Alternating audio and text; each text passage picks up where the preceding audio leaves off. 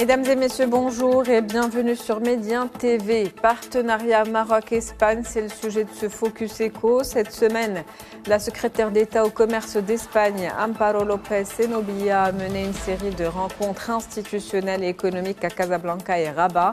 Des discussions qui ont porté sur le renforcement de la coopération bilatérale, la modernisation des infrastructures et la participation des entreprises espagnoles au projet stratégique du Maroc, Mondial 2030. Quelles opportunités de coopération économique entre le Maroc et l'Espagne? On en parle dans ce Focus Eco avec Driss Essaoui. Vous êtes analyste économique. Bonjour. Bonjour madame. Merci d'être avec nous aujourd'hui pour discuter donc de cette visite, des enjeux de cette coopération économique entre le Maroc et l'Espagne. Rappelons qu'il y a un partenariat qui existe, un partenariat historique, stratégique, multidimensionnel. Absolument. L'Espagne qui confirme également son statut de premier partenaire commercial du Maroc avec un volume d'échanges bilatéral de 22,5 milliards d'euros par an. Qu'est-ce qui fait la force de ce partenariat, de cette alliance entre les deux pays, les deux royaumes? C'est la proximité, ma chère amie. Vous avez un pays qui s'appelle l'Espagne. Et il est lié au Maroc par ce secteur où on va dire, surtout avec la possibilité que nous avons de faire de la relation bilatérale des relations importantes, je pense que ça a été fait. Et c'est en train d'être fait. Alors, vous pouvez revenir à l'histoire. Vous allez retrouver le Maroc et l'Espagne en train d'échanger des choses importantes, en train de faire des changements extraordinaires en termes sur le plan économique, sur le plan stratégique. Je pense que le Maroc et l'Espagne ont réussi à faire de leur existence bilatérale quelque chose d'extrêmement important. Et je pense que les Espagnols, aujourd'hui, ils vivent des moments importants parce qu'en fait, l'Espagne, c'est le pays qui a le plus échangé avec le Maroc. Et on n'a jamais oublier le fait que les Espagnols ont toujours eu un pied au Maroc, ils ont toujours échangé et surtout, ils sont toujours des partenaires stratégiques du Maroc, que ce soit pour le développement économique, pour l'échange commercial. Et les Espagnols ont toujours gardé cet avantage d'être au plus près de l'économie marocaine. Je pense que c'est quelque chose qui est extraordinaire et ça a permis à l'Espagne et au Maroc d'avoir des relations bilatérales extrêmement importantes. Et cela vient du fait que les Espagnols savent pertinemment que quand ils parlent aux Marocains, ils sont en train de parler à eux-mêmes. Et c'est en fait un truc bilatéral qui est là et qui a été noué depuis des siècles et depuis de manière importante. Donc, je pense que les Espagnols vivent avec le Maroc cette initiative et cette,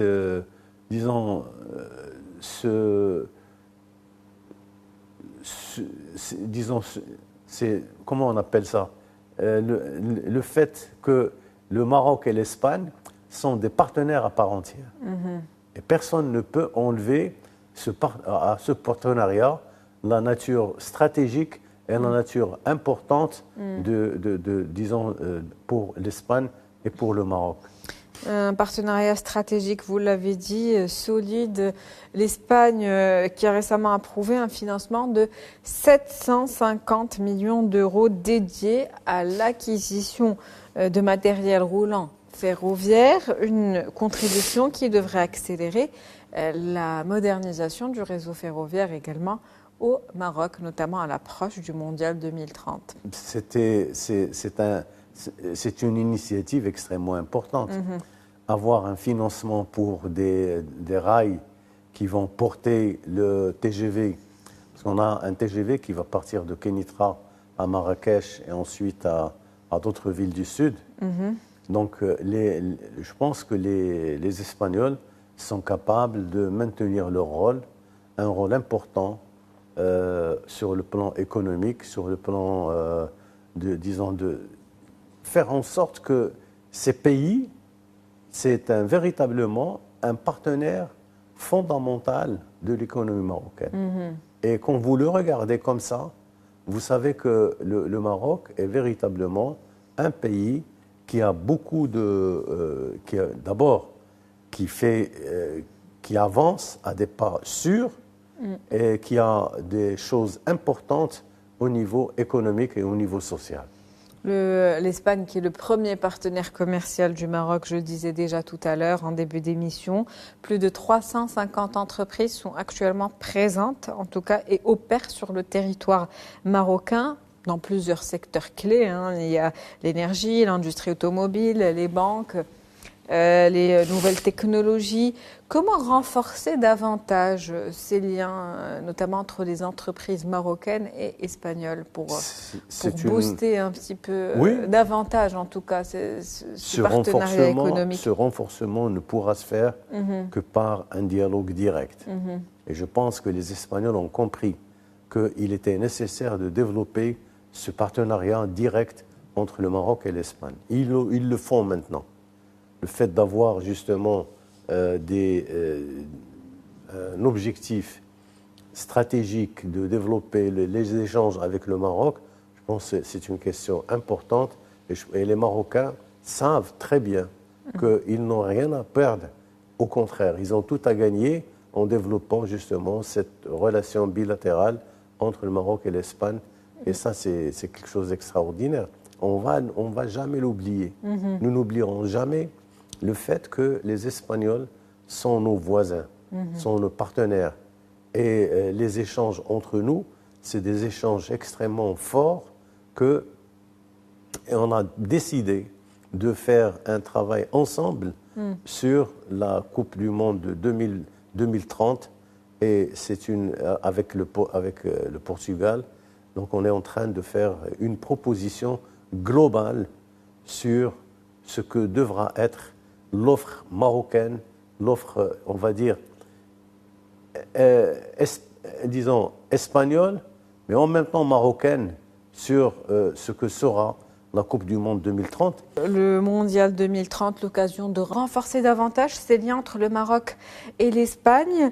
Ce Mondial 2030, donc, qui est important, des enjeux économiques qui sont importants. Quelles sont les opportunités de marché et de coopération qui vont être offertes d'ici les 5 prochaines années entre les deux royaumes, justement? Les opportunités sont énormes. Quand on veut parler du marché de la Coupe du Monde 2030, cela veut dire que nous allons parler des infrastructures, nous allons parler de tout ce qui est échange direct entre les entreprises espagnoles et les entreprises marocaines.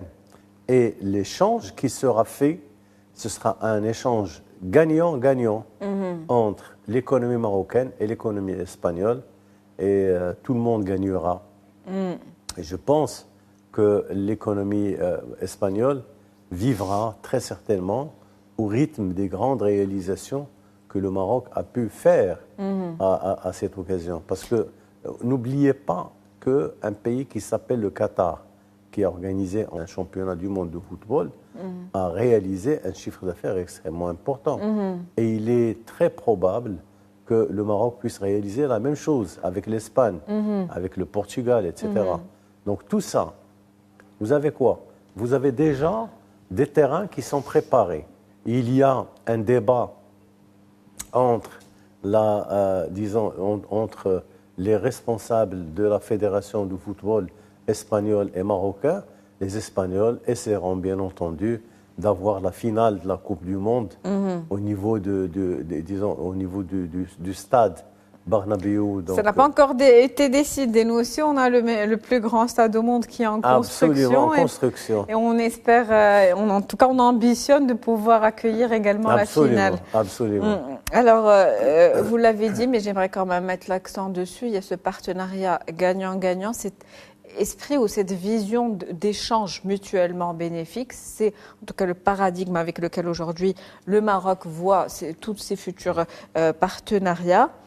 On doit le dire, les retombées économiques actuellement, quand on parle du sport pour le Maroc, ne sont pas très importantes. En tout cas, il y a un gros potentiel à explorer. On parle d'un pourcentage du PIB qui avoisine les 1 à 2%, pourrait aller bien au-delà. Et justement, on doit profiter pleinement des opportunités, notamment économiques, qui nous seront offertes par cette organisation de Coupe du Monde. Mais rappelons que la CAN, c'est pour dans quelques mois, donc d'ici la fin de l'année 2025 également. Donc c'est déjà un début, ou on va dire un entraînement d'ici le mondial. C'est une mise en train qui sera nécessaire pour l'économie marocaine, pour les équipes marocaines et pour tous les spécialistes de l'organisation du ballon rond au niveau de ce pays. Je pense que les Espagnols, ils feront tout le nécessaire pour que le Maroc soit véritablement un partenaire de grande classe avec eux, et il réussira très certainement à avoir cette manifestation que tout le monde attend. Parce que ne l'oublions pas, la Coupe du Monde, c'est quelque chose d'extraordinaire. Donc ça permettra aux Marocains, aux Espagnols, aux Portugais, à tous les pays qui se sont associés à cette opération, de vivre des moments importants, extrêmement importants. Je pense que tout ce qui a été fait et toute la réflexion qui a été développée va dans ce sens.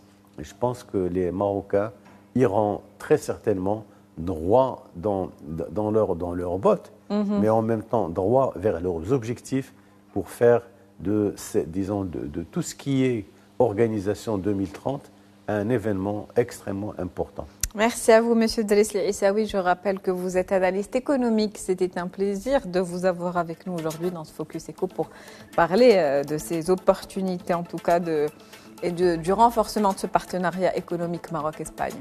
Merci. C'est la fin de Focus Eco pour aujourd'hui. Merci pour votre fidélité. On se retrouve demain avec un nouvel invité. Nouveau sujet. Très bonne journée.